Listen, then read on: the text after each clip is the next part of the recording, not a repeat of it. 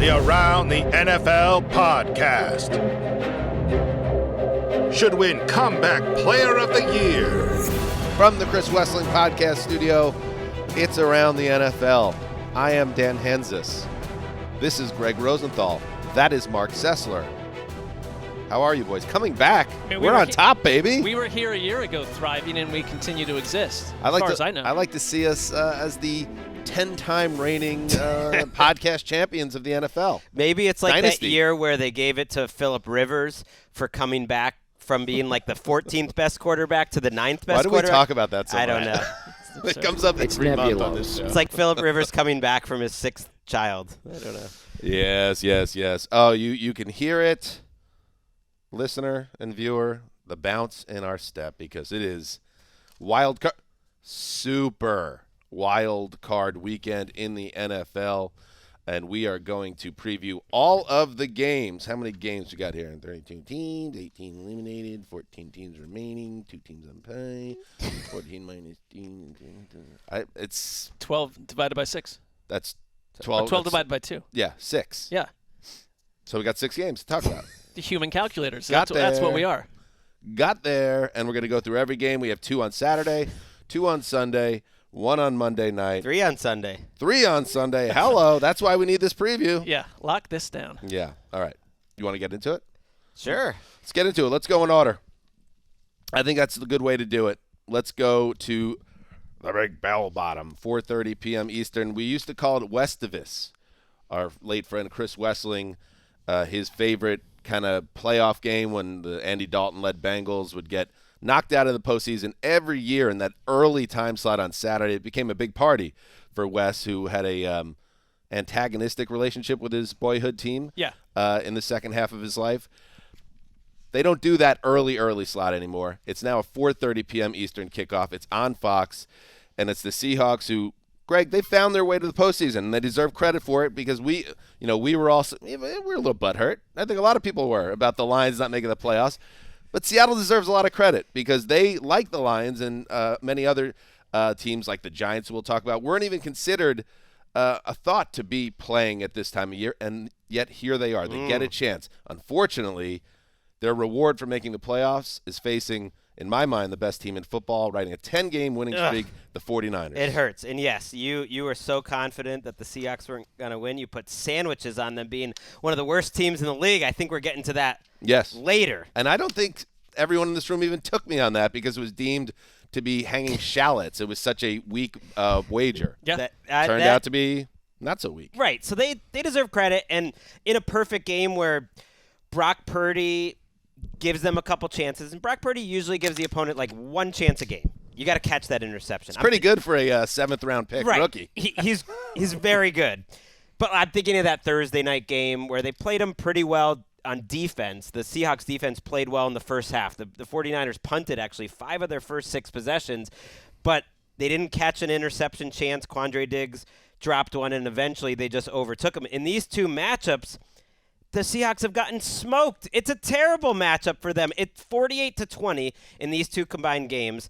And as a Geno Smith fan, I've watched these games. They didn't score on offense in week 2. That's a long time ago, but they didn't do much on offense just 4 weeks ago as well. They were lucky to keep it as close as 48-20 over those 2 weeks. And the thing that I really was taken by rewatching the Week 15 game was like, Gina just had no time. It was just like watching the Monstars going up against a bunch of regular players. It was like watching TCU, Georgia the other night. It was just such a mismatch. Gino had no More time people at will all. get the second reference than the first, but Space Jam, 1996, Warner remember Brothers. The Monsters, and that's why it hurts, but I'm going to lock up the 49ers to start the weekend. Wow. Okay. All right. Interesting. And as we'll take a look at the standings later, perhaps. It is a 1 second, Justin. Settle We're down. we're just starting the show. 1 second. We're Justin, here. is it something that needs to be said right this second before I say my next He's word? going to lock up the 49ers. I'm also going to lock up the 49ers. Well, I have a bit of We news. could have waited. I also am locking them up. Which is funny because, Dan, before the show, you Yes. thought that across the board everyone would lock up Buffalo. We'll see what happens there. Yeah. But this one stands out to me as the obvious home run lock. All right. So I am now going to, because I saw a little report yesterday, I'm going to check out, it's really scary. The weather in California for the past 2 weeks or so, heavy rains. I think they're called river, or what are they? River fronts or something's rolling in and pounding the entire coast. It's cost people property. People have lost their lives. And the weather, I'm hearing, is not going to be good this weekend. And it's that old adage, weather is the ultimate equalizer. Right now is a 90% chance of rain this weekend. That's the only chance I think Seattle has here, that you have a situation where the field becomes an issue. You can't throw the ball. And then some mistakes start piling up. Otherwise, I think this is very safe. The people in the desert have this at 9.5 right now. If Seattle wins, it's one of the biggest upsets in a long time. I also think ill weather, and it's an atmospheric river, apparently. There it is. Not a riverfront. Coming from Drew, our producer. But bad weather is great for the Niners, too, in my book, because you're going to have to run the ball if you're Seattle and you want to keep possessions away from the Niners.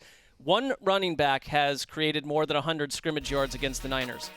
That was Christian McCaffrey, who is now on the Niners. I thought it was going to be Ken Walker. No, it's not Ken Walker. Ken Walker really was bottled up by them over 2 games. I think that sort of started Ken Walker's downslide a little bit. The Niners, to me, if you look at how Christian McCaffrey has performed against Seattle, he dominated them in that game. George Kittle's done that over the years. Deebo Samuel's done it. There are too many weapons here. I just don't see Geno Smith's way out of this, because you're right. The thing that I remember from that Week 15 game was how Geno Smith, after such an incredible regular season, was dominated in that game. Their line was dominated. And you go, like the Quandre Diggs dropped interception, those little moments like that. Seattle cannot create those mistakes. They've got to find a way to get Brock Purdy uncomfortable. I do think Pete Carroll has one interesting opportunity that no coach has had. He's seen Brock Purdy for the second time. No one's had that chance. I mean, there's been very little tape on him. I think Pete Carroll's the kind of coach that can find a way to make some use of that.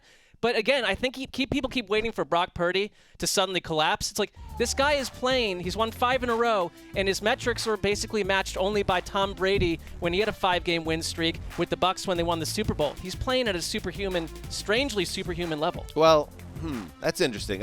When I watch him, I see him as a deeply professional quarterback, a guy that plays like a 5-year veteran. I don't watch him I scratch my head at how talented he is and throws he's making, but there's certainly a lot to be said for his the skill group around him. Of course, the scheme. It's kind of the defense on the other side of the ball, putting the offense in good situations. They're not playing from behind. I mean, yes, there will be a time, most likely in these playoffs, where Purdy's back is going to be against the wall and he's going to have to lead the team, and we're going to see what version that is. Just don't see it happening in this game, and I'm glad you brought up Purdy, because I still kind of think it's being slept on a little bit how incredible this story is. This is from our research notes. He will become the latest drafted rookie quarterback, including undrafted free agents, in the common draft era to start a playoff game. T.J. Yates was the last one, if you remember, with the Texans, that 5th-round pick. And not only is he stepped into the lineup. I think I was at that game. How were about you? that? I think T.J. Yates' family was in the top row of NRG Stadium. This is not T.J. Yates leading the Niners. I can promise you that. It's remarkable that he stepped into the lineup as a 3rd-string quarterback and the team got better. That's crazy. Right, and I don't see superhuman. I see, like a quality starter. The athleticism is surprising, where he uses his legs a few times a game. So he doesn't have to do too much. He has open receivers. He makes good decisions. And I just don't think Seattle's like a game plan specific type of team that's going to cook up all these things that confuse him. Now, Pete Carroll has done a good job in seeing Kyle Shanahan's offense more than any coach in the NFL. And until this year, the Seahawks had actually kind of owned the 49ers in this matchup. Even though they've been around the same level of quality, maybe the 49ers have even been better on average, and the Seahawks have won more than their share of matchups. So I don't think it's something that they're going to step out there and be surprised, but then I just look at the matchups, and it's not just the 49ers defensive line dominating, it's the 49ers offensive line dominating. I didn't see Purdy with a lot of trouble there. I think of where Seattle's good on defense. Yeah, you got Tariq Woolen, but it's in the middle of the defense that 49ers attack, and they've got Elijah Mitchell back. Looked good last week. They got Deebo Samuel back. Looked good last week. He's a great player. Jordan Brooks is normally the starting middle linebacker for the Seahawks. Really struggled in that Week 15 game. Now you've got Tanner Muse in there, his backup, because he's hurt. And I think of all the screens, and I think of how Kyle Shanahan, he's a mean guy sometimes. He likes to pick on. You wouldn't think he's a mean guy. Right. He likes to pick on one guy on the other team, and he just says, I'm going to eat you. You're my food. I'm going to eat you for this entire game. That's and that's Tanner Muse. He's just going to have like a big circle on him, and it's going to be Kittle, and it's going to be cannibalize Debo. the man, metaphorically. He's got to embarrass him in front of his family. Well, that's just the way sports are. Don't take it personally, young man, if it happens. And I think the weather hurts Seattle because the one thing Seattle does better. How could it hurt them? Okay, here's why. They need an act of God here. The only thing that Seattle is better than, in theory, is receivers on the outside making big plays down the field. Geno Smith's greatest strength, and he gives the other team a chance to pick off a couple balls a week lately, which is not good. But his biggest strength is he still has 3 or 4 beautiful dimes down the field. So I could see Tyler Lockett or DK Metcalf picking on Lenore, who every offense kind of picks on for the 49ers, and getting some big plays down the field, but that's hard to do. The other thing I think about from that Week 15 game was Charvarius Ward and how physical he was on DK Metcalf, and that's the Niners defense. And I think, I don't care about the weather. And when I say superhuman, from Purdy, it's that this is someone that everyone basically just thought, well, this could end the Niners season. And so in terms of what we thought he would be and what he's been, it is one of the most unexpected things I've ever watched on a football field. So from that angle, it's like they've gotten better with Purdy. He's not a liability. This is an incredible situation for the Niners that they haven't fallen off a cliff. Hey, Greggy, what if Niners defensive coordinator DeMeco Ryans puts on his little bib thing and takes out his fork and his sharp knife and then pulls a big plate of Geno Smith out in front of him? Put some salt and pepper on him, a little hot sauce. I'm worried. Because Geno has not been playing great football the last few weeks. And if that pass rush, which has been relentless with Nick Bosa leading the way, puts him in a situation where he starts throwing the ball for grabs in wet weather, listen, Geno deserves all the credit in the world. Great season. I kind of foresee it ending very poorly. Now maybe I'll be doubting and be wrong about Geno one more time, but I think he has a tough go of it. You guys are going to lock this up. Right. Well, I feel torn because if the Seahawks are competitive, I will enjoy that. But as someone who's enjoyed this season, I was kind of hoping. You locked up against the Seahawks. I know, but the other ones are starting backup quarterbacks, which just felt like less. So are the Seahawks. Whatever. That's not franchise's leading. That's the one position they got an edge. But I'm with you. They have an edge? I'm Over just Brock saying, Purdy? I would take Geno. You put Geno in Shanahan's system. One more Brock Purdy stat. I love this. Since Week 13, Brock Purdy has the second highest passer rating of passes of 10-plus yards. Right. Who would it be? The top two you would think. Patrick Mahomes, Josh Allen, Joe Burrow, Trevor Lawrence. No, it's Brock Purdy and Jared Goff. That's the 2022 season in a nutshell. Strange year. Nothing's changed between the last time they played in my book, other than the fact that the Niners simply have more players back. I was going to say, as someone that's enjoyed the Seahawks experience, all the Seahawks fans that were rooting for the Lions and everything, I was kind of thinking, their season might have ended perfectly with a win over the Rams, getting to 9-8. They didn't need to go here and be food for DeMeco Ryans in a game where I don't think they'll be that competitive. But you never know. We have multiple cannibalism references in the show, and we're about 8 minutes in. Let me see. It's bones and all. Let me see. This game is bones and all. Greggy, we have 1, 2, 3.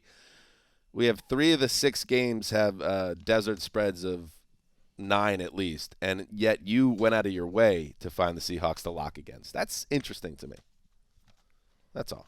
The Dolphins we haven't gotten there. Just felt less like your favorite team. It felt less sporting, the Dolphins. And, the Seahawks are the less sporting, he says. I guess.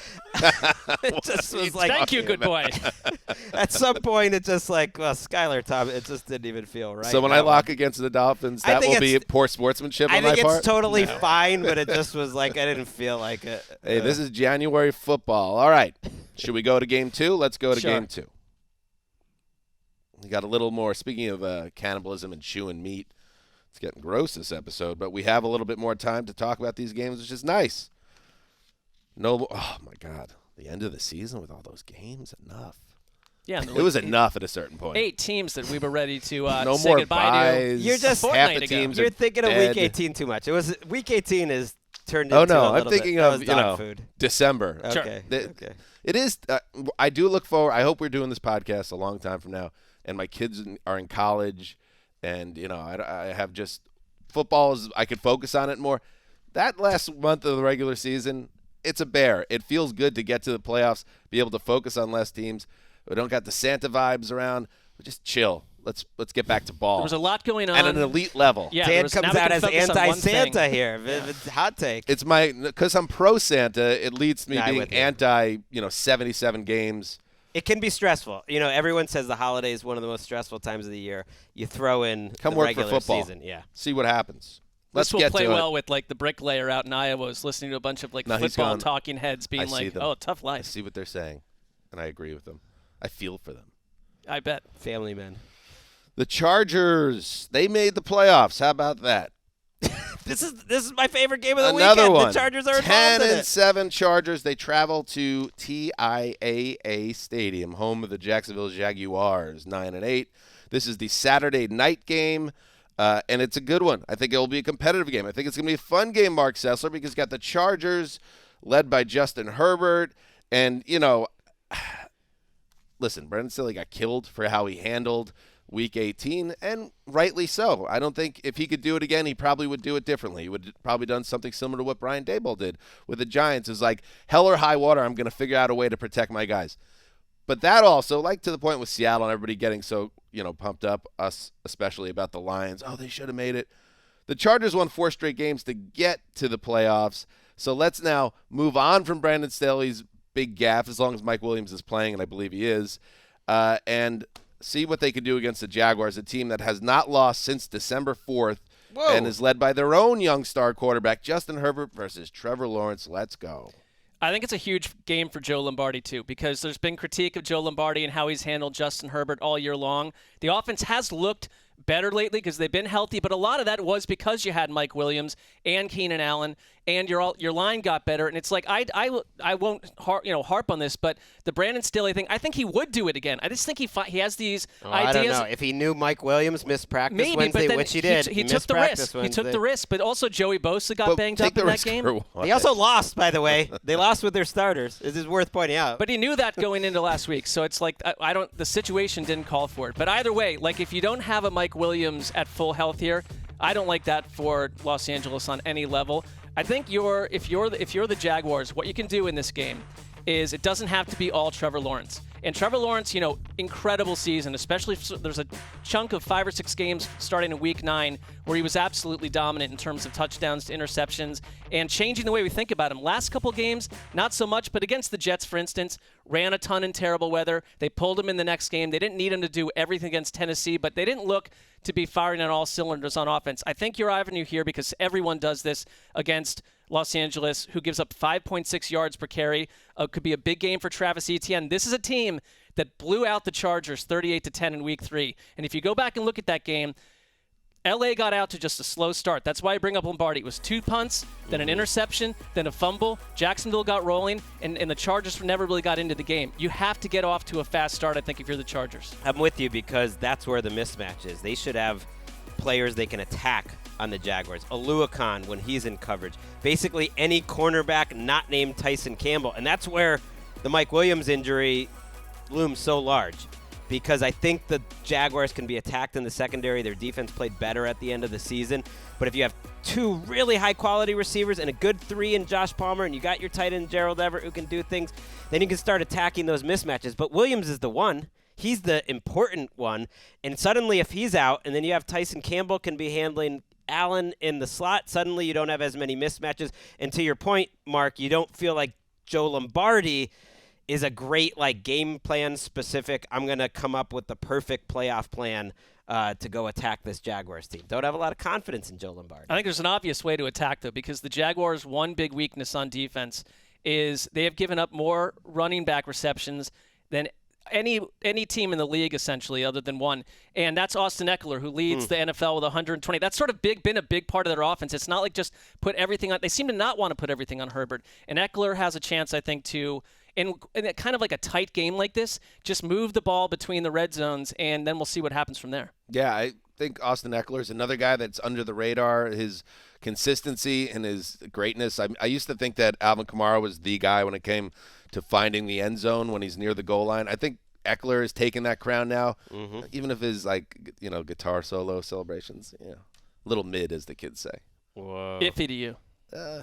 Maybe it's due for an upgrade in 2023. Okay. That's Matt Harmon, our old friend's podcast co-host, Austin Eckler. That's pretty good, by the way. Good job by Harmon. It's a nice show. That's one of the best players in football, taking you inside the game with the perspective that our show does not have. No, we don't have at all. Two of us did not play the sport. So. Right. Did you? I did. Tell us about Middle your school. career. What? Wow. It was a Pop Warner career. D1 that or spanned, D2? Well, there was only one division. It was just children in uniforms. But I have some on-field knowledge. I wouldn't say it's in-depth. I played a high school. It was called the Franklin Avenue Football League, which was a site of our elementary school in the Coal Town. Mm-hmm. And I'll tell you what. Let me tell you a little bit about playing football in the Coal Town. Sure. We didn't use pads. We didn't use helmets. But we played tackle football. The Franklin Avenue Football League, also known as FAFL. There were broken wrists.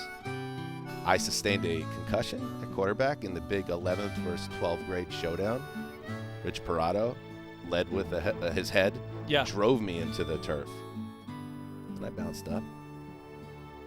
And I got back up and dusted myself off, and that's football. Yeah, it's always a joy to football. be dipped into your mythology of childhood. I'm not sure if it lines up, but I guess if you're a coal town, brain injuries, not as much a concern. You just go back down there and start digging. Well, the life expectancy is about 32 years old in the first place, so you don't have to worry about long-term issues in general. Well, you've outlived that. My point being, yes, I played football as well, which leads us to the tennis player over here. I don't even know if you should be in this room. I played ball. Mark played ball. How about you? Well, I am a state champion, Massachusetts, so that's like an experience of playing sports at the highest of levels and coming through in the clutch. It's a pretty good answer. Kind of dunked on us a little bit there. A little bit. I mean, it's tennis. Yeah. But still. Different sport, but, competitive. You're one-on-one. You have no one else to lean on. We got to get back to this game, but in the finals, because you're not like a hulking man, was your opponent like a hyper-athletic looking dude? And he was like, that Rosenthal. No. Sprightly. But we played the same team in the finals back-to-back years, and the first year. Oh, it was a team title. Wait, I thought it was a singles title. I thought you alone. You should not have clarified I didn't lose any of those. All right. Still great. Second singles. I went and played tennis with my wife and two small children and utterly destroyed them on the court. But you won't be surprised that I annoyed the guy to the point that he asked the official there to shut me up because I was talking too much when I was all fired up. A young Michael Chang. We're not surprised. All right, back to the game. This was a surprise, this whole thing. Little detour there. I'm excited to see Brandon Staley in the playoffs. I think he's excited. You are loyal to football. Because I think you could get fired if Mike Williams doesn't play this game and they lose. Okay, I hear that, but I feel like he was kind of I'm loyal to football. I think he was in his bag there in December. I saw some growth from Brandon Staley in terms of the game plans he was coming up with on a week-to-week basis. I don't think he was doing anything last week against Denver. That was like a basic game. Now he's going to look at Trevor Lawrence. They built this defense, and they've had 2 years to do it now to stop the pass. Yes, they give up a lot of running yards. They don't want to give up as many as they do, but that's the idea, is that we can live with giving up 5.5 yards on the ground or 5 yards because that's better than giving up 7, 8, 9 yards through the air. And I think he'll look at Trevor Lawrence, and I think he'll see some ways maybe he can confuse him. If the Jaguars had lost that game, we would be talking about how the Jaguars offense choked to end the season. Their last 5 drives of that game against Tennessee, they had 1 first down. They basically stopped. And Lawrence is a great young player, but this is a Chargers defense that has Derwin James healthy, has Joey Bosa healthy. To me, they're set up. I think it is kind of a show-me game for Brandon Staley. You're a defensive coach. Show me something here. I think he'll have something cooked up to confuse Think him. about what happened when the other show me game I thought for Brandon Staley was when you went up and it was Herbert versus Tua and that Dolphins offense, and it was guys like Michael Davis and the way that they shut down Miami's passing game. I think that is Staley's skill, and he's got his guys now, and they're actually playing well. Healthy. You don't have Cam Robinson at left tackle right now for the Jaguars. You've got Bosa. You got Khalil Mack. If it's ever been a time where it's like, let's put a clamp on an offense that's been kind of quiet recently, despite our love of Trevor Lawrence, like this would be the game. I think this thing is going to be this is like down to the last possession type of game. I see that, and if you look at all like the underlying data, Mike Williams is their big play offense. He's a Jenga piece for the Chargers. Back injury. He better like play. that. This is the grave digger. Yeah, I feel like there's an elephant in the room with this Jaguars team we need to address, and I prepared something special for you guys. All right. Wait, what? Well, he's still living in his. Ooh. Oh. No.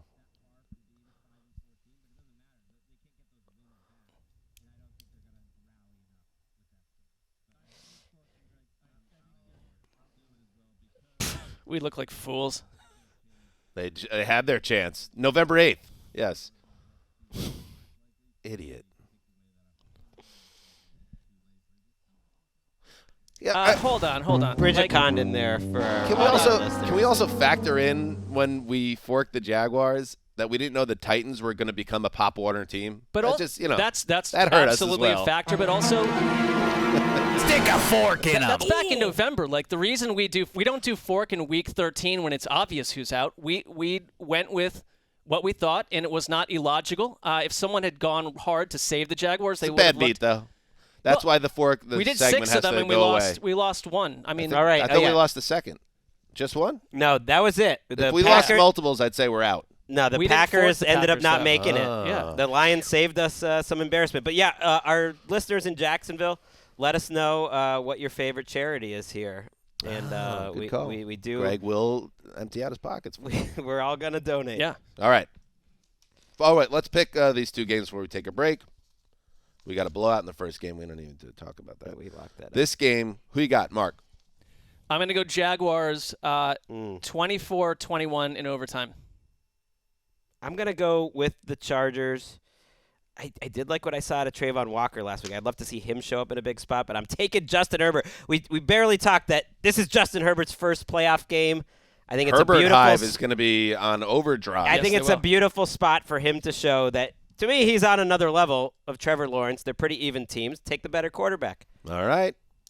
What about I think you? the Jaguars win. I think the Jaguars have an underrated home field advantage. Building's going to be going off. And the Chargers, I don't know. I said to myself at the top of this that, like, let's try to move on from what happened last week with the Bolts. I worry, especially if Williams doesn't play. They're not going to be able to keep pace. So I'm going to go Jaguars 24-20. Wow, you and I are 1 point off from the same prediction. Bang. Oh, you took the Jags too? Do you not even remember that? That was like a minute and a half ago. I thought you took the Chargers. I see how the show works. Doesn't matter. We'll take a break. We'll be right back. All right, welcome back. Oh, Greg, I got some breaking news. Okay. Mercedes-Benz Stadium in Atlanta has been selected as the site of a potential Buffalo-Kansas City AFC Championship game. That comes from the league. I like that turf over there in Atlanta. I think the coloration is off. If back in August you told the city of Atlanta you'd be hosting a conference title game, I don't think this is what they would have imagined. But I know I can think of. I definitely am into stadiums, how they look on television. I'm with you, Dan. Atlanta would not have been my Beautiful first pick. facility. There's no one is questioning that. It's that turf. There's something off. Something just seems a little strange on TV. Maybe in The person. lighting. I agree. The lighting does look a little strange, but it's one of the nicest ones in person. We've been there. Gorgeous. But And maybe the only, nicest. Only a small fraction of humanity will be there in person. That's sort of my issue. I do like that it's not a weather game. game. I'm all for seeing Josh Allen and Patrick Mahomes if that's the game, and if it's not the game, it won't be know there. How sports are. Right. Then in this league. I'd like to just see them at the peak of their powers. Yes, not there messed around with. Skylar Thompson on turf. Yes, there was debate about, should it be an outdoor game because they're outdoor teams? Calm down. Let's just get on a nice field and have a nice, fun 38-31 shootout. And with that said, let's talk about the Buffalo Bills, who are the biggest favorite of the week. The Desert has them at laying that big-time wood, 13, as the Miami Dolphins come to town. Tua has been ruled out. Tua ain't playing, and that's the right move, given all what we've learned this season about the head injury that he sustained and then aggravated a few weeks back. So now you get probably Skylar Thompson, a rookie, a day 3 pick rookie. Maybe Teddy Bridgewater. As of taping, it's up in the air. Teddy suffered the dislocated pinky in Week 17, did not play in Week 18 in a must-win game, and is not practicing right now. Limited, but it sounds like he can't really make the throws necessary. So it's bad news, because you could look at it obviously as, all right, go back to December, and the Dolphins had a really good showing on a Saturday night against the Bills, took them to the very limit, and you needed Josh Allen heroics in the fourth quarter to wipe out a deficit, and they squeezed by. And that was with Tua playing at a high level.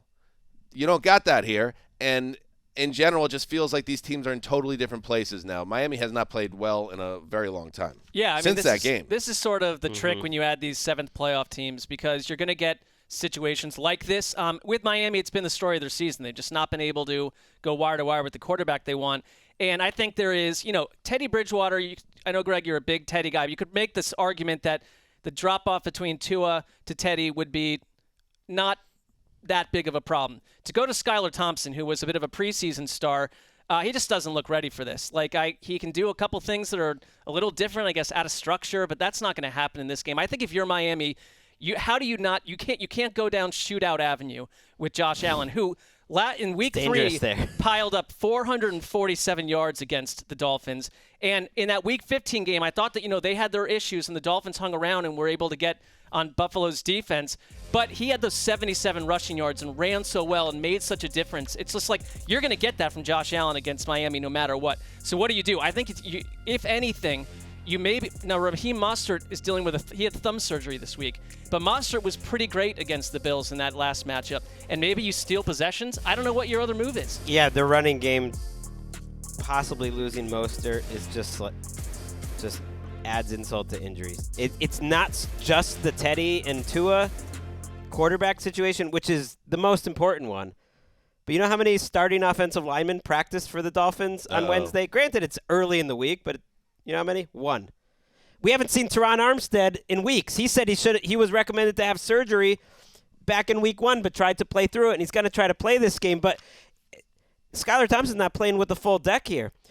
We might not have Mostert. Bradley Chubb played limited snaps that last week, did not look like himself. Xavier Howard played last week, but did not look like himself and isn't practicing. These are all their best players. It's just disappointing. It's just bad luck, because I actually thought this was a good matchup for them relatively compared to having to play like the Chiefs or the Bengals. It was a division opponent that they basically had played to a draw in 2 games, and I thought, okay, they're familiar. It could have been competitive, but with all these injuries, it's hard to imagine. Yeah, I mean, the Dolphins season kind of changed at halftime of that Packers game. They took the Bills to the limit, had a lead on the Packers at halftime, and were throwing the ball all over the field. And then Tua gets hurt, throws the 3 picks. And they found a way to get by the Jets last week, but we know the problems the Jets were having by the end of the season. And they did it because they ran the football. And I don't know, I'm not a doctor, but if you have a broken thumb, Raheem Mostert has a broken thumb, how do you carry a football as a running back? Ball security is obviously tantamount this time of year. Ooh, it is a little tantamount usage. I like that. Thank you. And you put it all together, and I don't know if Miami scores a touchdown in this game, let alone hangs in it. So this to me, I'm locking up the Bills here. I got to make up 2 games on Rosenthal here in the lock challenge. And here's the thing, Greg, and you might remember this. You've won before, but it was a long time ago now. It was only 2 years ago and 3 years ago. So this would be 3 out of 4. I think I had either a 2 or a 3 game lead in the playoffs last year, and I got through the wild card round because you should be able to find something some layups in the wild card weekend. Starting next round, divisional round playoffs, title game, Super Bowl, you can make up 3 games. Mark, you're out 2, right? Or 1? I'm out 2, but last year I came roaring back. Almost on you. got me. Yeah. I needed that Super Bowl win by the Rams. We can still get you. Sure. Yeah. We can still get you. you texted us worried that all 5 of us were going to take the Bills. So I guess you were just I'm kind of stunned. I'm stunned. You were talking I'm about a poor yourself. sportsman, though, as you know. That wasn't it. It just felt like, I'm confident in both. And you're right. I was thinking more early in the week when it was Teddy. I actually even felt more confident in the 49ers than I did in the Bills. Yeah. Now that it's Skylar Thompson, you're right. Probably I would take the Bills. But the last time we saw Miami. Take the Bills? Just like if my life, I'm saying if my life depended on it, but for some reason the Skylar Thompson of it all, it just doesn't even feel fun. I feel bad for this team. Of course, we know Miami lost 5 straight. They got the win to get in the playoffs, 11-6 over the Jets. They ran the ball well. I don't think they'll be able to do that here. And Skylar Thompson, everything I've seen from him playing, the Jets had a allergic reaction to making big plays on defense in terms of game-changing turnovers this season. But he threw some balls up, and they protected Thompson. He's going to have to attack.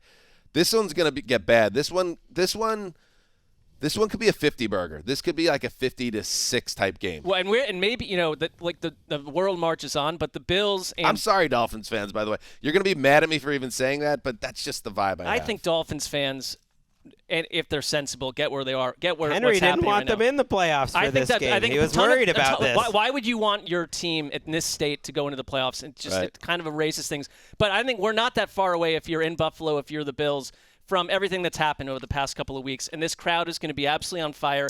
This is the game where Buffalo just, I think, simply explodes, except when every single person is saying that. I don't know. Well, and I think it's worth pointing out the Bills have not looked like the best team in football over the last month. That Patriots game was fascinating, and the kickoff returns were like inspiring, but otherwise they kind of played them even. Even yards per play, even back and forth. I think it was extraordinary circumstances all around that team that I but even a couple well. weeks before that, because they've been missing a lot of their players. Now they might get Micah Hyde back in future weeks. Their pass rush is kind of down to Greg Rousseau. They need their other guys to step up. They did not have good weeks a week ago, like the Ed Olivers. Even the Matt Milanos, who is coming off of an injury. Not that I'm worried about Matt Milano, but I think they can play better. I think they will play better. But there's a chance here for the Dolphins if they look at Christian Wilkins, who dominated that game a few weeks ago, 4 weeks ago. Jalen Phillips, if you get Chubb back, that up front they could win that battle defensive line on the Bills' offensive maybe, line. But like if you get a game where Josh Allen, which he's done this in the last sort of all season long, but especially it's crept up a couple of plays where it's like, what are you looking at, Josh Allen? Some terrible red zone turnovers. If you could force the Bills into mistakes. I thought he played next level, though, last week. He was the best player in the league. He had one play where he got hit, but other than that, he was like, oh, my God, is he back to last year's playoff mode? He is, like, generating turnovers, but I would also tell Josh Allen, don't change anything you're doing, because the reason some of them happen is because he's got so much confidence just throwing the ball downfield. It's like Allen still can be the best player with the turnovers, but that's been the case in multiple games. I think what Henry Hodgson, our dear friend, who runs the show over in the UK for the NFL, longtime Dolphins fan. I'm thinking of Henry as Rocky Balboa trying to convince Apollo Creed not to fight Drago in that exhibition. That was good advice. He does not. Well, he didn't listen to it. And the Dolphins, they're going to go up to Western New York, and they're going to come home in a box. I mean, what are they supposed to not go? Got to go. Well, you could have a conversation about it. I mean, weird things can happen. I'm just saying, there's this one little situation where the Bills totally collapsed and had turnovers. You know what? Not against Skylar Thompson. Speaking of high school sports, I was on the Pearl River varsity basketball team in 1997-98. We went 3-17, oh my God. And the sectionals tournament was coming up in New York. All the best teams throughout the state, and we drew obviously a very low seed, and we were gonna be going against, I believe it was Peekskill, who was led by a phenom named Elton Brand, who went on to be, I believe, a top pick of the Bulls. Yeah. And number one overall draft pick. He went to Duke, I believe, and then went to was he number one overall? I think he might have been. 76ers, was it? And our coach asked the team, "Hey, do you guys want to play this guy?" And the team literally voted not to play in the game. So wait, your record going was 3-17? Yeah. I hate that. It's like everyone, if you could have projected he probably would go pro at some point or had the chance, you could tell everyone that you played against Elton Brand. Like your story is that you voted not to play him. I wasn't playing. I was the sharpshooter that was typically on the bench. But I could tell you Did you have a vote? I mean, I was like, fine with me. It was more like the seniors. I wasn't a senior. The seniors kind of voted on it, and it was like, okay. Everybody's ready for that season to end. I love it. A lot of sports, a lot of amateur high school sports talk. Pretty good. I was a javelin thrower. Could throw it about the length of a house. By the way, drafted by the Bulls. You were right. Number 1 overall. I'm very annoyed. I'm annoyed now because I said Tanamount, and I was very excited about it. I meant Paramount. I think if you had totally not, different meanings. But had you not, you would probably get 1 or 2 tweets. But had you not self-corrected yourself in the show, 96% of listeners would just think that you were smart. I know. Showing some integrity there. That's integrity from the old Zeuser. I mean, we could spin it that way. It's You're already a been showman said. too. Maybe don't correct yourself. It's already been said. Maybe the showman, he brought it back to himself there by talking about it some more, and then show the integrity. We can debate that after the show. That's showmanship. Let's. How we doing on time? We taking a break here? Nah. All right, let's keep going. Before we keep going, let's take a break. Actually, halftime. Let's check in and go get my lunch. Let's see where we're at. Oh, from the season. Yeah. I think they're pretty much settled, so I figured this is a good spot to take a look at Go Get My Lunch. Let's start with Marc Sessler, who enters. You have one outstanding mark. You are 5-10 right now. Here we go. Jimmy G will start a game for a team other than the Niners in 2022. That is incorrect. Yeah. Colleen, Dan, and I both all picked up sandwiches. Do we have any dings or sounds for this, Graver? Would be good. A regular season game will finish in under 2 hours and 29 minutes. Dan and Greg. Colleen said, "Oh no, I'm going to stay away from that one." Apparently, that's always the fun part. No, was she? Why would you not take that? I don't know, but that never happened. That was so improbable. There were some games that were about 240 or so, but you did not get that one. And what was the 229? Is that the record? Yes. That would have been the record, which, Greg and I tracked that, I think, literally pretty precisely every week, games that might be there, and it's just like, don't make that sandwich bet again. 2 coaches from the same team get into a fist fight. Oh, an old Cess Dog classic. Didn't happen. Colleen, Dan, Greg all picking up sandwiches there. Well, that's trying to get my lunch. It's a showman's move. I don't care about my record. It's a showman's move. Yeah. We know that by now.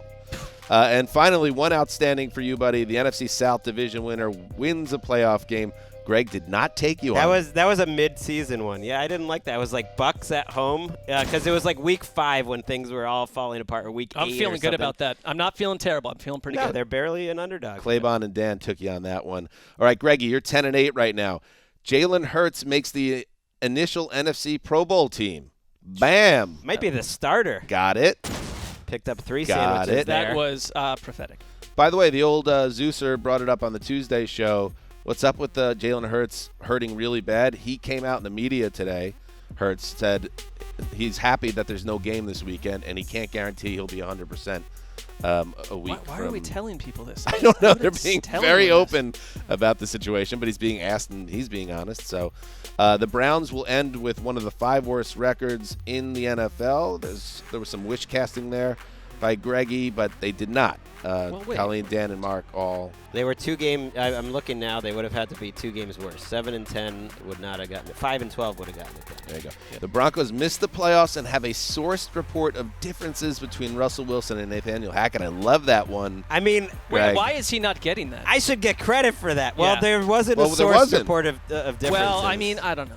This is not horseshoes, and this is not hand grenades. I got to. Well, that was supposed to be the onion hanger. The report was the onion. Unfortunately, they seemed to really get along and like each other. They were terrible. Yeah. Everything we heard was that Nathaniel Hackett was a nice man. Yeah. Who just hip hop instructor. He kind of gone up one level too high. Yep. Peter principle. Right church, wrong pew there, though. But yeah, if Hackett would have survived the season, maybe there would have been some agents dropping some nugs. Never happened for you. Jerry Rosberg came into town instead. I saw a headline yesterday. I love Jerry Rosberg. Like, which do Broncos fans want more, Rosberg or Jim Harbaugh? I was like, what is happening here? There's a big Rosberg contingent in the Denver media. Yeah, but they got you to look at that headline. Greg. He must be that very was the trend. Gotcha. They got you to. Now we're talking about it on the show. Gotcha. So they won. The old Zeuser is 10-4. Well, how about that? Well, hang on. Rams trade for a splashy defensive lineman.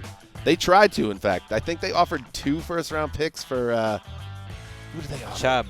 I mean, Brian Burns. not for Brian Burns. There was also, I heard some behind-the-scenes stuff, too, that they offered like 2 mid-round picks for Marcus Davenport, which is an ultimate lose-lose. The Saints, how did you not take that trade? And that was my thinking was they didn't expect to lose Von Miller, and they were going to need somebody to juice up. They tried. It didn't happen. Nothing worked for the Rams, and it cost me sandwiches. But you guys didn't take me on it. Nobody took me on it.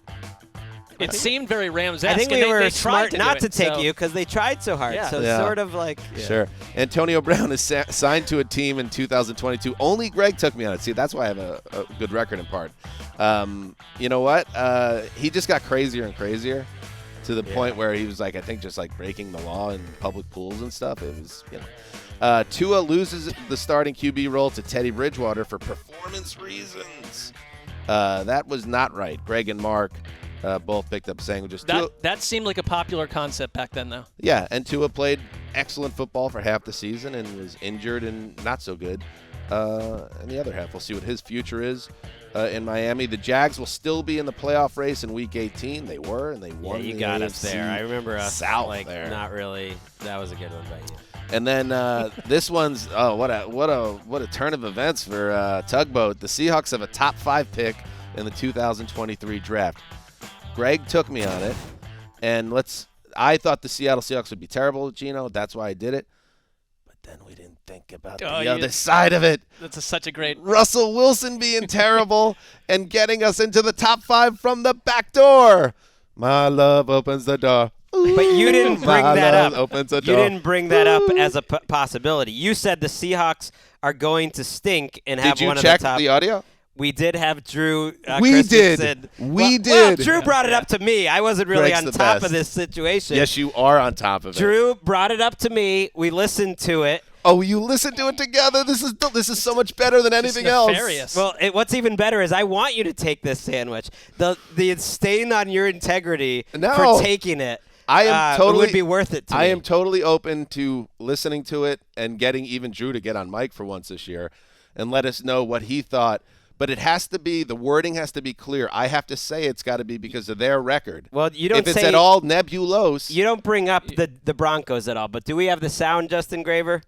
It's paramount that we listen to the sound. The team that said, we're going to trade a Hall of Fame quarterback with 5 years of prime remaining and get Drew Lock back in the deal. I can't even talk right now. I'm so pumped up about this one. The Seahawks are going to have a top 5 pick in the 2023 draft. This is going to go really poorly. Yeah. I think we're going to have to maybe put it to a vote on Twitter. I think that's fair. And I will on Twitter. I don't know, wherever we decide. If it were one of How ours, about you would just Instagram? decide for us. Instagram So stories. No, again, I'm a beacon of integrity here. What if Justin, Gregg, and I decide? No, because Gregg's directly involved in it. I think he's going to be sensible about it, though. How do you know?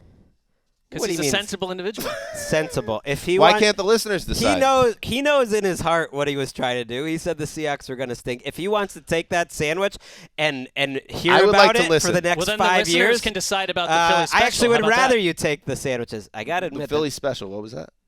You don't need to know. You're not voting. Oh. We're going to do what you do. We'll send it to the listeners. Have As them the take care of years it. go on, I have to admit I'm starting to waver on the whole Philly special thing. Starting to.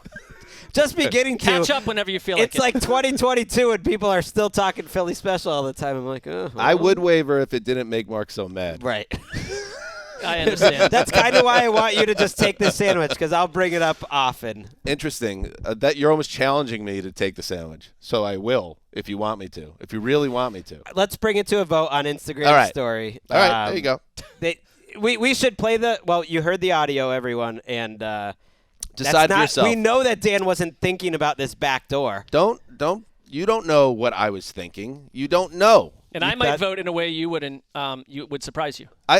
However anybody votes, I'm fine with. I'm totally cool with it. But just make sure what you're voting on is based on the exact wording in the end. That's what it's about. Colleen, Derek Carr, she's 5-4. Derek Carr throws more touchdowns than Tom Brady. What was the final tally there, Gravedigger?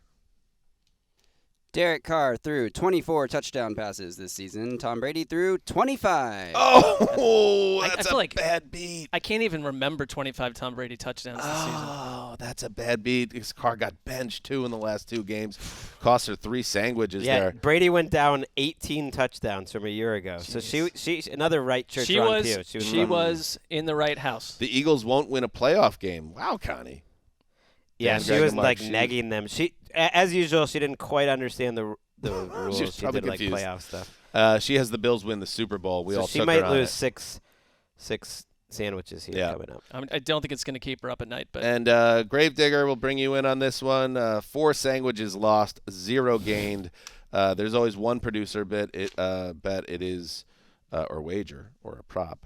And you went the Colts will finish in last place in the AFC South. Where did they finish? They finished third, but they finished last. I mean, not last, but of AFC In your South heart. teams in your power rankings. Right. So yeah, that but kind of counts for something. No, to the Does it? specific language of the sandwich bet, no, it does not. I do the power I rankings, should and have that just doesn't said. count for anything. I should have said they will be the worst team in the AFC South. No, that's Well, that too doesn't. nebulous. Yeah, that's taking that. nebulous. Came down to that tie, that week 1 tie. I was know. really the whole You got season. banged by a half a game.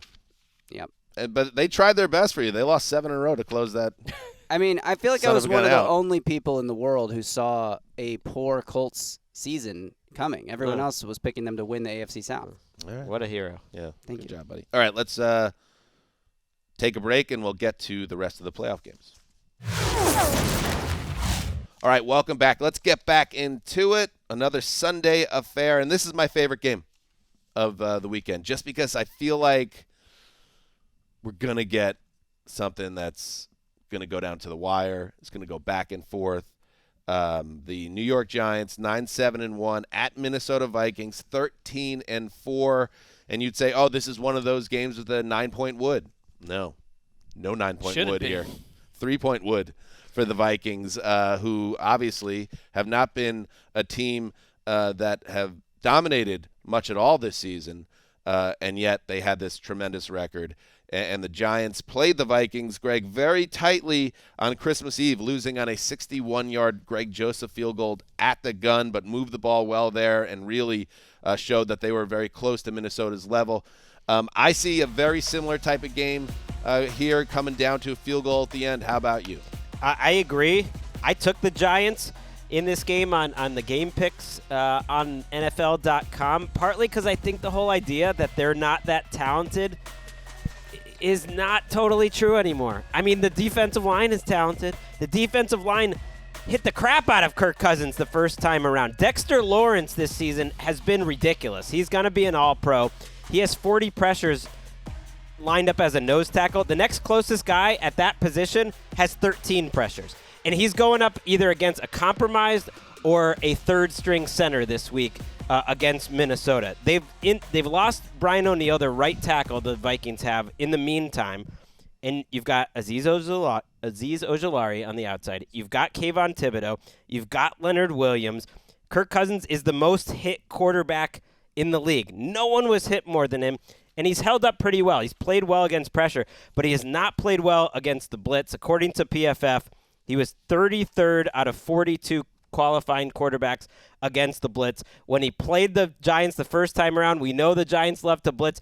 They went from blitzing more than any team in the league to blitzing more than half the snaps that they even could, which is high even for the Giants. I think they're just going to come after Kirk Cousins, and I kind of like their coaching staff, Wink Martindale, to come up with a scheme here in the second media in a month. I'm with you. That was the most pressures in a game all year for the Giants, and you're right. That's exactly what it looked like, and you can do that against That was good, Cousins. Justin. It's a Kayvon Thibodeau game. It's a Wink Martindale game. I mean, the Giants in that game gave up 133 yards and a touchdown to Justin Jefferson. T.J. Hawkinson fried him for 100-plus and 2 touchdowns, and it still went down to the end. But I'm saying that probably can still possibly happen, and the Giants can hang around in this because that was the game where it's like Daniel Jones, if you're going to have one of these contests where you go nuts through the air, this is the time against Minnesota's leaky secondary. Their defense, which is a mess, threw for 334, which is about 130 more than he averages per game. I think he can do it again. There was reporting that over the last couple weeks of the season that Brian Daboll and Mike Kafka were running a more conventional passing offense, not using as much rollouts, and that Daniel Jones has responded. And it's like that changes what their offense was. We thought for so long it was like if Saquon Barkley doesn't explode, if Daniel Jones doesn't run for 75 on the ground, the Giants don't have a chance. I'm not sure that's the case because guys like Isaiah Hodgins and Richie James are better than their names. It's like people don't talk about these guys, but they've been pretty good. And in that game, they combined for almost 200 yards against the Vikings. So I like that opportunity for New York's offense to be better than it's been in other situations. And I kind of just trust. Is he going to do it? Well, I've already done it. No, I'm not going to do it. It's going to go down to the last possession. But before that Greg Joseph field goal, Daniel Jones led them on a 1-minute drill and put them in a position to win. It's like this was a great game by Daniel Jones, and what's changed so much about this Vikings defense that couldn't have a chance to duplicate that? Yeah, I remember watching this game in my backyard with Keith and my dad, who hates the Giants. Oh, really? He hates Jets them. fan. He does. Yeah, a lot of Jets fans hate the Giants. Some are the opposite. You some spent half your life root for playing the in city. Giants Stadium. That's a slap in the face. It's more the media coverage Yeah. and the Jets being overlooked and also, quite frankly, not as good for all these years. And you just want to see that you don't need the Giants to get the shine. So he was very happy when Joseph hit the kick. I was kind of bummed because I don't have that issue with the Giants, certainly since I moved to California and didn't get the saturated New York coverage of the Giants. I came out of that game like, man, Daniel Jones, that's cool, man. That he's throwing the ball downfield. He's on target, on time. And it told me two things, that was in Jones, and we hadn't seen it much from him to that point to be able to light up a secondary. And it also was like, oh, so anybody can throw on Minnesota's secondary. Like, if you have a quarterback that you can keep upright, guys are going to get open, and they can hit throws, and I think they're going to do it again. Remember, Saquon was not 100% throughout December, and I don't know if he's 100% now, but I know that he's basically on 2 weeks rest in this game. So he only had 14 carries in that Minnesota game. I think they'll have a more balanced game plan, but when they need to throw the ball, I think Jones will deliver and make throws. So then it becomes a situation to me, can the Vikings offense have a big-time game? Can they have a huge afternoon where Cousins throws for 350 and you get Thielen getting a couple touchdowns and Jefferson being a monster and Hawkinson making plays? He had 13 catches, Hawkinson, against the Giants last time these two teams met, and 2 touchdowns. There is a possibility that the Vikings in their building to start the playoffs go nuts on the Giants and have a big game on offense. But I kind of see it the way you guys do. I think it's going to come down to it, and I think it is like a 27-24 type game. I don't see the Daboll Giants as a team that goes in to Minnesota and gets blown out. I just don't think that's their DNA. I'm a little worried though. Everyone's going to be picking the Giants, That's on including me. I don't have a problem saying the Vikings could easily win this. I just think it's a close game. The Giants might get Adoree Jackson. We'll see. You might not get 100%, but that would help. That would be huge. They had Fabian Moreau traveling with Jefferson last time, which is tough. Yeah, and why did they? Can I ask you a question? Yes. Because we were in the newsroom when there was a thing on an NFL Network where it was talking about the Giants as a blue collar team, and I kind of get spiritually what people are talking about when they say that, but that kind of thing bugs me because they're not. It's not a run and shoot team that's scoring 48 points, but every NFL team is pulling players from like Iowa to play on the offensive line. Like there's a lot of meat and potatoes type dudes. What makes the Giants blue collar? Or are we just used to Plus, they saying have that? 2 like top 10 It's not just picks. their color of their jersey. It's their color. It's and meant like to mean that they're not half really, the stadium in the Meadowlands is filled with guys from the Union from northern New Jersey. I get that, but there's other teams like that, not from Jersey, but there's other Maybe unions. it's just that they've played above their heads. That Daniel Jones, not that he's a blue-collar quarterback, but Hodgins and James and this team in general, no one expected. I get that. I just more mean like it's. They bring their lunch pail to the game. game. It's so obvious that it's slapped on the Giants. It would never be like the years when under Jim Harbaugh when the Niners were destroying people with like heavy pack. That was a blue-collar team, but it's San Francisco, so it doesn't Just apply. picture this. It doesn't really make sense. Picture this: the whole team leaving the tunnel to head toward the field, and like, hey guys, where's your helmets?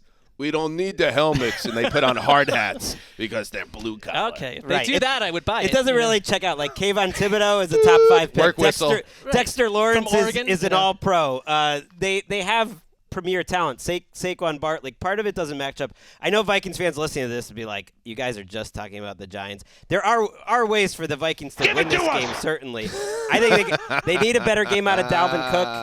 Dalvin Cook didn't quite have as good a season this season, and their running game hasn't been quite as good. Hey, remember the Seth Walder article I surfaced from ESPN where you talk about the guys that are quietly not having big-time years? Yeah.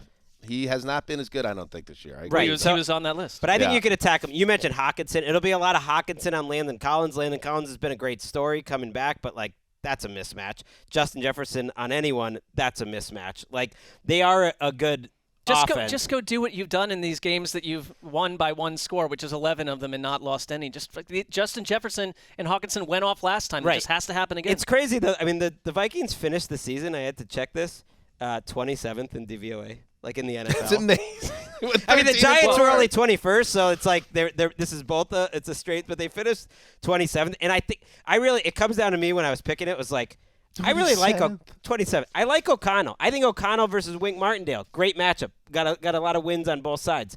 Then it's Brian Daboll versus Ed Donatel, and Ed Donatel feels like your fill-in science teacher or something. Ouchers. That's so passive. I don't think he's going to be there next year. Like, they've played a little more man coverage and blitzed a little more lately. Like, they've kind of woken up a little. Like, let's do something, Vikings defense, because they have some players, but that's where the mismatch is. Here's the thing with the Vikings, why they're such a fun, strange team. There are layers of, like, misinformation and, like, this onion of, like, figuring out whether they're a good team or not. Like, they're 27th ranking in DVOA.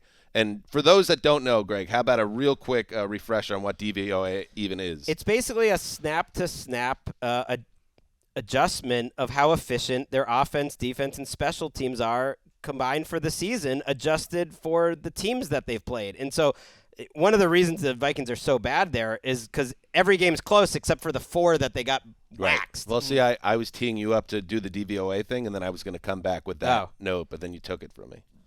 No, that's going to stick with what? Me. No, which part? I wanted you to say what DVOA was, and then I was going to say that's what DVOA is. Now look at some of these games: 41-17, 40-3. Right. That Week 2 Eagles game, which was way worse than 24-7, that affected and kind of spiked their number downward. Yes. They're probably just like more closer like a middle of the pack type team. Yeah, but a team that's capable of getting blown out 3 or 4 times is usually not a team you can trust. Well, but everything their wins have come in a way that won't come again in the next 30 Viking seasons. Well, they only need to do it once.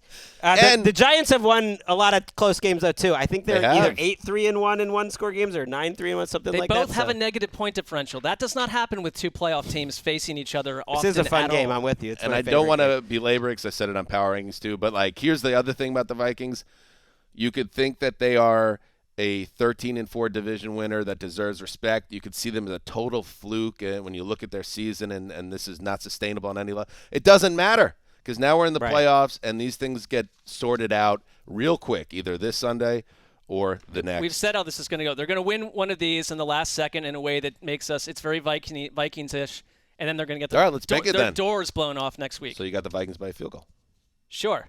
I don't want to force you into it, but I thought you kind of went down that road. I think they're absolutely. I've felt that all along, that they're going to win this in Minnesota fashion at home against a Giants team that's not much better or worse than them. And then next week, check you later. I'm with you. Absolute heartbreaker for the Giants here. That's my prediction. Yep. Let's go. What world are we in that I'm the one picking the Giants here? I do think they're playing their best football, though. 28-27 type heartbreak. The Giants play really well, and the Vikings do that thing that they do. Close a game strong and shock an opponent that thought they had a win in the bag. I have 20-14 in overtime. Vikings touchdown in overtime. It goes in 14. Minnesota has 14 points at the end of regulation. I'm just saying it's going to be a weird game. Wow, and they're gonna still win. Okay. Don't hit me about 42 and 47 anymore. I'm the real believer in the Giants this year. Is he gonna?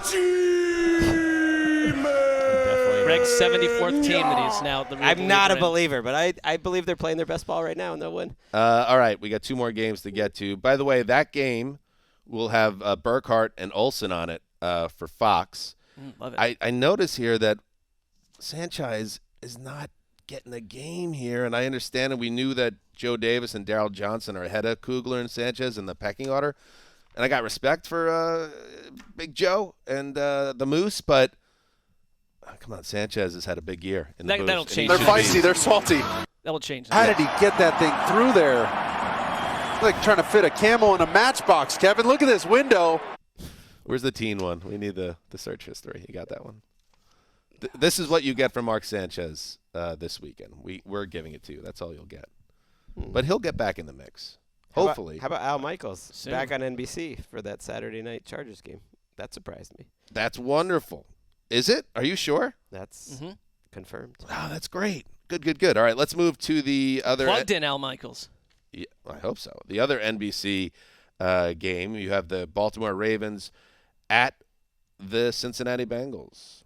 Sunday night football. Tirico and Collinsworth in the booth. Do you know who Al's doing the game with? Did you say? Tony Dungy. Yeah, that's a little interesting. Why don't we double dip with Collinsworth? How much money is he making over there? Get him back in there. I'm sure a certain amount of money could make that they're happen. 1 day apart. It would, they So like we to went do from the having preseason meetings. We're getting Herb Street like working 4 games in 2 days, and that's all we ever hear about. And then the college football season ends, and now we're not getting Herb Street in the booth. Well, it's not on Amazon. It's a strange situation. Shockingly, those two aren't a package deal necessarily. All right. Anyway, here we go, Greg. The Ravens at Bengals. The latest on Lamar Jackson, still not good. Has he practiced yet? No, and just as we're recording, Ian Rappaport Developing news. Noted that Lamar Jackson was not at practice, but Snoop Huntley, the kids call him Snoop. Tyler is what I call him. I don't know the name personally. I feel like Tyler's more appropriate. Why is everyone calling him Snoop? Did you know that Snoop opened a store across the street from our office? Yeah. I mean, it's been there the whole time, but they Well, I think he refurbished expanded it. it. Yeah, expanded An it. eatery. And as I pulled into the office today, there was a long line of people waiting to get into the Snoop merch shop. I don't know what's going on in there, but they had Snoop pop. Yeah, they had a big sort of opening day, last week. Same deal. Big line. I got to go check it out. There's a delicious Jamaican, Jamaican food chicken place. At right our in old that store. workplace, LeBron James opened a pizza place down the street. I don't know if it has something to do with our workplaces. I was going to say is a Snoop an Inglewood guy, no, but famously he's from Long Beach. Yeah. Well, he could That's probably like he can claim Dre. various regions around town, I would I imagine. mean, they famously always say both, like Long Beach, Inglewood. Up to no good. All right, here we go. The Whites are at it again. Here we go. Huntley is set to start, which that's good news. Because he hasn't even been throwing at practice fully on Wednesday. He's been listed as limited, and that makes me more interested in this game. I feel like it's a massive drop-off from Lamar Jackson to Tyler Huntley, and I know this room isn't super high in what Huntley has done, but I think Tyler Huntley gives them a chance to compete in this game in a way that Anthony Brown doesn't. I think there's a big drop from Tyler Huntley to Anthony Brown, and the reason I say that is because the Ravens with Huntley, I think, have a chance to run the ball well. They did it a week ago. They've shown some good running lately.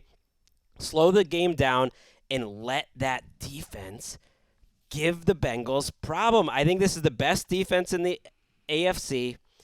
I think they gave Cincinnati all sorts of problems a week ago. I know that was a weird game, but they know this Cincinnati team. And I think more than any team maybe in the NFL, they're built to stop this Cincinnati offense because they have versatile, athletic players, big players in the secondary that can compete with these wide receivers on the outside. They're so deep at safety, and cornerback Marcus Peters is going to be back for this game that you can just throw numbers at them. Marcus Williams, Kyle Hamilton, all these guys up at the line of scrimmage. We know they're good at the second level with their linebackers, and I did take something away from that game that they kind of handed it to Joe Burrow and the Bengals. Not that they're going to hand it to him this week, but that they can at least make it a game. I don't know if the Ravens offense can do anything, but I think the Bengals defense is a legit challenge for Joe Burrow. I'm with you. And you look at the fact that the Bengals are right back where they were a year ago, where you have no Lyle Collins at right tackle. Alex Kappa, ankle injury, ruled out at right guard. So that right side of the line, whether you're Cincinnati and trying to establish a ground game, which has been an issue for them all year long. They're not going to be able to run on the Ravens. They'll be one-dimensional. So it's like you're gonna put Burrow into obvious passing situations, which doesn't scare me. I think the Bengals take care of business here. But the Ravens in general, their defense is their way out of this thing. And for me, if you're the Ravens offense, you do get Mark Andrews back. Isaiah Likely had a really good game last week. Maybe you got to find a way. If your passing game needs to funnel to those guys, for the few throws you need to make, either Gus Edwards practiced again today, coming off a concussion. That would be big for them. Dobbins has been really good for them. Dobbins was out last week too, yeah. I mean, that's the thing. If you go in super banged up beyond the quarterback, I just don't like their chances because I don't imagine a scenario where, as well as they played against Cincinnati, that Burrow doesn't find a way. There's just some mental confidence about Burrow in this offense. Where it's like, do you really picture them dropping a clunker in this one? I don't. No. We're going to say goodbye to the Ravens this weekend, and it's going to be a beautiful thing. And they can figure out what's going on with their quarterback and their skill group and come back and be a different team next year. I've said it, Greg. You know that. Like, I agree that they have a very good defense, but they can't close the game to save their lives. I'd be nervous about that if I'm a Baltimore fan. I think they're a different defense since Roquan Smith got there, and there is one exception. In every possible way. The Jaguars game, they didn't close. That's fair. What about the Steelers game? Sunday Night Football. They didn't close that one either. I think Roquan was prominently involved there. I'm just saying, like, fair. I could totally see. They need their offense to do something for them. I could totally see their defense. There have been games like that, notably like the Halloween night game against the Browns. A couple games here where Burrow and the offense has just been a tick off. That's the key here, that the Ravens can play their best defensive game, and Cincinnati is a little out of sorts, and maybe you get out to a lead and it becomes a different type of game. That said, What is so compelling and fun about these AFC playoffs to me is the big three are all very worthy of winning a Super Bowl this year.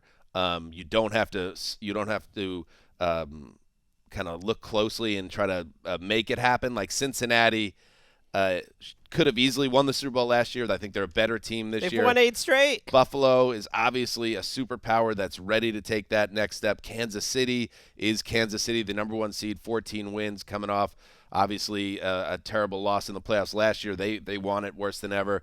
And I just don't see Cincinnati getting whacked here. And in fact, I think, again, another that city, Cincinnati, the terrible thing that happened with DeMar Hamlin, that Nick Wessling, our friend who lives there, said that the whole region was so excited for that Bills-Bengals game because they love the Cincinnati team, and this feels like their year. That place is going to be going nuts on Sunday night, and I think the Bengals roll in this game. I think also it's whenever we talk about the Bengals, it's always their offense, their weapons. It's like their defense last January, it was the turnovers and the defense that kind of propelled them through some clunky offensive outings, and they've been second in takeaways per drive over the last month, and you've seen it because it wasn't just that Browns game. Like the Bengals offense has gone to sleep for halves at a time, and then the other half, they're fine. It's like I don't know if you just automatically get out of that against this defense. You just need to do it. By the way, it happened in Week 18 too with Cincinnati. It's been what I weeks mean. in a row. They were kind of manhandled a little bit. They've also won 8 straight games. But when I went back to look at some other numbers, like looking at expected points added, EPA per play, like their offense was 14th since Week 18, Week 14 rather, the Bengals, because they've had those stretches in the Patriots game to a lesser degree, but a little bit, but in the Bucs game. Last week certainly wasn't a great game. I'm not that worried. I'm a little worried that T. Higgins, after everything that happened with him being involved in that play and having maybe the worst game of his career last week, just not fighting for the ball at the catch point, then was out of practice this week with an illness. You just hope he's in a good mental. He's back on Thursday. Okay, you just hope he's in a good mental space because he kind of had a bit of a letdown game, which is understandable. I just love that there's genuine hatred between these teams. The Bengals defense, after last week's game, talked to The Athletic and basically said they'll have something with this Ravens offense for the next week because they all but said the Ravens offense is dirty, that they're doing stuff after the plays that they didn't appreciate, that they were talking and that they were going to have something for him the next week. Tyler Boyd walked off the field too, screaming and yelling like, they didn't give anything to us. We took it. And I just like it. It's a division matchup where the two sides legitimately do not like each other. But for that reason, I think actually it's a very challenging game for the Bengals, just especially their offense. I think it'll be a little tighter if Tyler Huntley gives you anything. For the Ravens. You're always in the bag. I just think Ravens. A division game where this opponent knows you well. Third time playing him 2 weeks. I get it. I see that. Speaking of Nick Wessling. Gentlemen, wonder where he goes here. It's finally playoff time. I think we know. It's not going to be much of a secret who we take here, so I'm going to give a little breakdown. The Ravens' offense can't move the ball consistently. They have no firepower. They haven't all year. With or without Lamar Jackson, they haven't been good. They just hope the other team makes a mistake or two and they can take advantage. That's how they've won all their games. On the other side of the ball, the Bengals' offensive line, pretty banged up. No Kappa, no Collins. Been by far their two best offensive linemen all year. So there is that concern. However, the skill positions are healthy. Joe Burrow's healthy. What a break. He's going to find someone open on every play. The Bengals start another Super Bowl run. Joe Burrow starts a Super Bowl MVP run. And the Ravens season, you guessed it, will be nevermore. Nailed it. Lock it up. Oh, ref. What a showman. That is a showman. And remember, listen to the zoo. Cincinnati Zoo, ladies and gentlemen. A lot of animals. As Joe Burrow said, I'll end with two quarterback notes here. As Joe Burrow said, my whole career is our Super Bowl window. You think that dude's going out one and done? No. Hell no. Number two, Greggy, it could be, and I hope it is, the signature storyline of the upcoming offseason. Give me a percentage chance Lamar Jackson has already played his final game as a Raven. 10. You can franchise him if How you about need you? to. Yeah, but if he tells you, I ain't playing, I ain't signing a new deal with you, they might be compelled to franchise him and then make a trade that shocks the league. I think it's a fair question. I think what's gone on here, it's not I believe he's banged up, not ready to play, but it's been so mysterious and so strange. There's been sort of like a lack of communication about what's going on. Even when Harbaugh speaks, I would put it at 18. 18. 10, 18, I'll go That's still low for both. 15. Still very low. 15% Wow, that's chance. so low. Okay. Well, I'm not saying I think it's going to happen. It's just given, and part of this is he represents himself, so there's no agent leaks or anything coming from his end. I think that's a big part of it, and maybe a lack of communication in general. Right. There is a chance that we don't know how bad it is, and this injury, which certainly started as a real injury, we don't know where he's at physically now, but he's obviously hasn't practiced in almost 6 weeks. He might be just done with the Ravens, and he lets them know that, and he doesn't have anybody else telling him to rethink that, and maybe something huge happens here. Be interesting. Can I say one thing? Like, the only thing I find weird about that is, like, the Ravens are the one team that, from the word go, embraced him in every possible way. They were so open to making They didn't give him his money. But I think they want to. But I think he's had a great relationship with him. I really think it's all about Deshaun Watson. Like, it's about Deshaun Watson got a fully guaranteed contract for $200 X amount of $1 million, and Lamar Jackson, understandably, is saying, I'm not taking anything less than that. And he can find a team that would do that for him. And until I get a fully guaranteed contract, I'm better than that man. I am a pillar of this Baltimore community. I'm not taking anything less than that. And he doesn't have an agent there that can say, like, I get it, but that might not happen with the Ravens. And the Ravens might not give him that contract because a lot of NFL teams don't want to go down the road that the Browns did for anyone. And it's a tough spot. I agree with that. Hey, Woody Johnson, you sell a lot of Q-tips. Get out that checkbook because ears ain't going nowhere. Oh, man. We'll be right back. That's good. All right. Let's close this thing out. In the 3 and the 2 and the 1. All right, welcome back. All right. Super Wild Card Weekend preview ends Monday Night Football. Joe Buck, Troy Aikman on the call. Here's the bone, guys. It's been a tough year on Monday night. Cowboys at Bucks. And Mark, another game where I feel it's got to be close. Because I don't think, even if the Cowboys, who are not playing very well right now, don't play at a high level in this game, I don't think the Bucs are explosive enough to run away and hide on him. I guess it could go the other way where the good Cowboys show up. But you know what, Marky? I don't think that team's showing up. I don't feel good about Dallas right now. They have, I mean, their close to the season has been about as inglorious as you can imagine. Like, the Washington loss was a mess. And it's not just the Dak Prescott interceptions. A bunch of them aren't on him, but a bunch are. He just flat out played terribly against Washington. And I just don't like the floor there because there's no guarantee that just doesn't happen again at some point.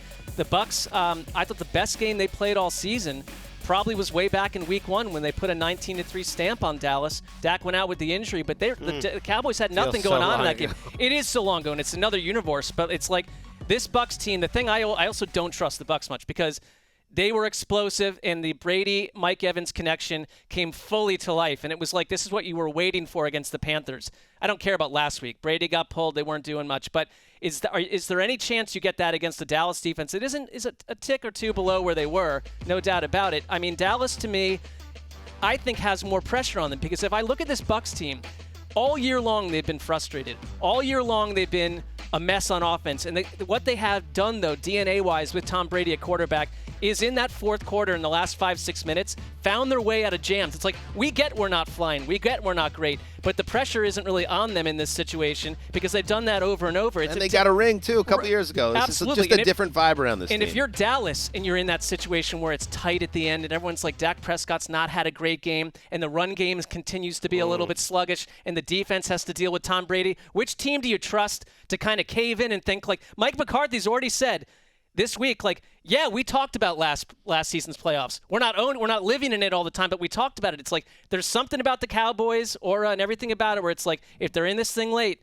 I don't know. Tom Brady and Tampa Bay. I've already said I think they're going to win the game, Tampa Bay, but it's like I think Dallas is in a strange spot. Have you been on record with that? Like maybe 77 times. I'm trying to make sure it gets traction on the show. But I mean, wait, that the Bucs would win this game? The Bucs will win this game. Okay. Absolutely. That's interesting. Yeah. I almost locked it up, but it's like I'm in a precarious. That would be a showman. Yeah, that's true. Yeah, that would be a showman. At a point where you're 2 down anyways. And I was driving here, and I said to myself, like, I will bet myself $100 that I'll be in a situation where I'm getting pressure from Gregg to lock it up for the exact words he said. And then Dan comes in. It's like, I'm not doing it. I didn't even bring it up. You brought it up. It wouldn't have occurred to me. I spiked it before it became a thing. And absolutely, but let's just think about it. You have been saying this is going to be happening, that this bad NFC South team will win a playoff game for months and months. What a way to underline it, put some highlighter over it, and a few slammers. Yeah, it would be a way. Wow, that's the ultimate showman move. And in a parallel universe, I would be I'm with myself also. If you were truly confident, instead of just saying something. See, this is the kind of thing where I just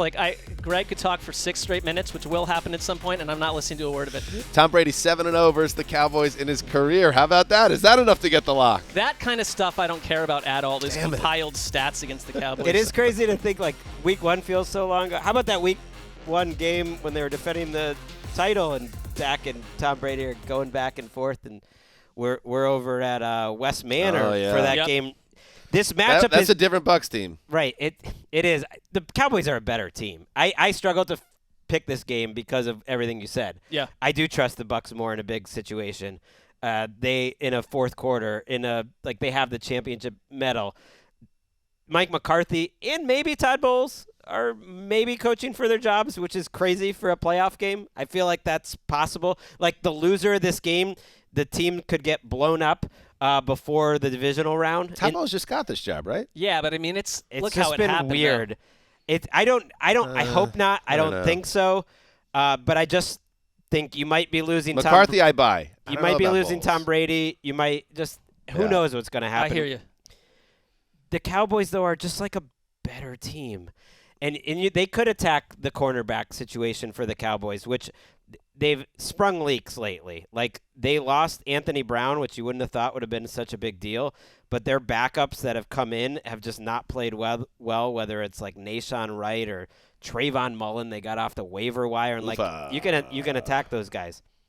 Yeah. But they have better players. Like, at their best, the Cowboys have been a top 5 offense and a top 5 defense. You probably don't need both to show up. Just one of them has to show up. Because even that Panthers game didn't tell me anything new about the Buccaneers. I don't even think they played a particularly good game. That they just had Mike Evans get open deep like 3 times. And most of the rest of the game, they were in quicksand like they always are. They're a consistent team. They're like a 9-8 type of team. They're not very good. And the Cowboys have a way higher ceiling. We just haven't seen them up there in a while now, and that's the story with this game, and I'm looking forward to it. We've talked about Micah Parsons, and there was some of that LT hype going on around him.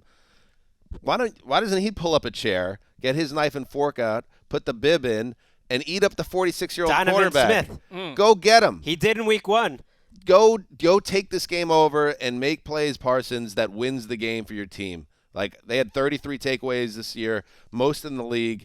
Let's do it. If your offense is kind of out of sync, if Dak isn't quite cutting the mustard right now, on Monday Night Football, go beat this stagnant Tampa Bay offense. Right. Beat them up and set your offense up better. And that's why I picked the Bucs to get beat in this game, because I don't think that they have enough firepower, barring and you said, like, they have obviously that big game with Mike Evans. But if you can neutralize that, it's like with the Chargers taking Mike Williams out of the mix. Who's going to step up and make big plays? I like the Cowboys 19-10. Ooh, I'm with you with the game. big play thing, because it's like, so the Brady-Evans connection this season has worked about 11% of the time. And that's great that it happened against a Carolina defense that couldn't handle him from a cornerback scenario. But that doesn't tell me that they've figured it out in that situation at all. They haven't figured it out 90-something% of the time. No, if I'm a Bucs fan, I'm almost a little worried that they're going to run the ball too much on early downs, get back to that, because the Cowboys are so vulnerable against the run and their defensive tackles haven't been good lately, so they're going to maybe try to stay balanced. I do think they'll attack Brady, though. Dan Quinn is a creative defensive coordinator. That's been what's been different about this team. You mentioned on our last show how the announcers were really fixated with Dean Pease, like, blitzing Brady up the middle and everything last week. Just that they had this relation. Though, right. These two know each other. But you know what? It worked. Like, that's the only recipe against Tom Brady, is to change your look, snap to snap, drive to drive, keep varying it, certainly send pressure up the middle, never let him feel comfortable and letting him know what he's going to see. And I think the Cowboys defense could do that. I'm not sure about this Cowboys offense, though. I'm not sure.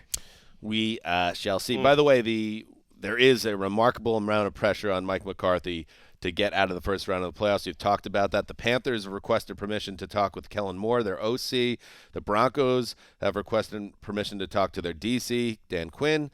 And it's a huge, huge, huge game for the Dallas Cowboys organizationally. They got to beat this. Jerry Bucs Jones team. all but said they've got to win games in Gotta the playoffs beat this. to You can't keep lose. his You job. can't get beat by the 8-9. I know it's the Tom Brady Bucs, but it's an 8-9 team. You've had a big year for the most part. You got to at least get back to divisional playoffs. I would say that the Cowboys playoff loss a year ago is more fresh in their minds than even the Bengals Super Bowl loss is in Cincinnati's. I that may sound absurd. Just like it seems, it just hangs in the atmosphere in Dallas. And Mike McCarthy, if you lose this, like, everything could suddenly flitter away. What a great capper to the weekend. One last thing I just want to say, which is just, I find it very strange that a future Hall of Fame left tackle, Tyron Smith, is out there playing at right tackle. That Tyler Smith, their rookie first-round pick, who played well at left tackle all season, is now at left guard. And that 40 or 41-year-old Jason Peters is over at left tackle. I feel like this has been an underrated, strange thing to happen in the last 3 weeks of the season. I don't understand, and I think there'll be a lot of talk about it if this game doesn't go well for the Cowboys. I would say it's probably because Peters at this stage in his career, that they need to put him in the best position to succeed, and they feel confident that Smith can handle the right side, and he has. Yeah, I get it though. It's all weird. To Gregg's point, the Cowboys have been one of the worst teams running on early downs, which is not the case before that line combination changed. Problem. Yeah, please don't give me any Zeke in this game. He looks like he's running out of gas. He started this season well. Give me 25 touches at Tony Pollard. We don't need the Zeke. All right, and Jason Peters, by the way, is 40 years old. That's quite a roll of the dice for your blind side, for your quarterback that has been a turnover machine this season. I'll just say this: we're nobody's underdog. Zaddy, stop it. Yeah, Zaddy, I'm a fan of you. I love your big Zaddy energy. But you got to have that team ready. Got to win if you want to be called win a ball game. Rolling around calling yourself Zaddy or being called Zaddy by other so-called It would Zaddies. not be big Zaddy. You so-called Zaddy? Everyone who's labeling themselves as Zaddy needs to, like. Are there guys out there labeling themselves Zaddies? Sure. I would imagine in our society right now, yeah. Do you label yourself as Zaddy? No. I don't see him as a Zaddy on any level. I mean, I think he's talking about you. Have I called myself a Zaddy? Yes. Probably have at some point. Yeah, absolutely. In jest. I'll let others decide when it comes to that. I'm not saying that I would deny that you are according to some stipulations, but I think when you picked Mike McCarthy as a zaddy, you found a parallel zaddy energy to yourself. That's what you're seeing. Greg and I don't see Mike McCarthy as a zaddy. That's fine, and and more power to you. I do think you've given that a lot of thought. It seems, and that kind of does it for me a little bit. I mentioned it before that I'm mystified that Mike McCarthy is rolling. If he's a zaddy, I don't know who is not. This is on TV, you know. I know. I didn't realize that. That's it. All right, time now for Make the Call, presented by Verizon. Let's pick some of these games. Marc Sessler, let's start with Chargers at Jaguars. This one, to me, I think all along I thought this is going to come right down to like the last possession. And I'm going to go Jacksonville over the Chargers, like a 24-21 overtime scenario. I think that Jacksonville's stadium is going to be absolutely on fire, number one. But I kind of just trust the journey. The Trevor Lawrence, Doug Peterson connection, and the fact that I think Travis Etienne can have a huge game here against the Chargers defense that's given up a ton of running yardage all year long. It's a league about quarterbacks. I love Trevor Lawrence, but let's be real. 1 first down last 5 drives last week. I trust Justin Herbert a lot more. I think Justin Herbert gets his first win. That was last week. Yeah, that would be nice. I'd like to see Mike Williams be a big difference maker, but we see if he's physically able to do that. I like the Jags in this one, and I do like their home field advantage there.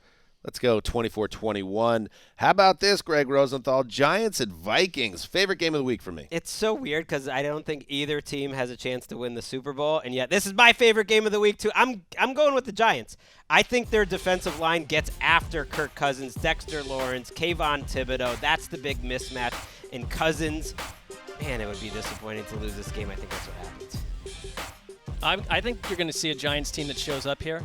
Daniel Jones had one of his best games against Minnesota's terrible defense way back in Week 16. Wasn't that far, but long ago.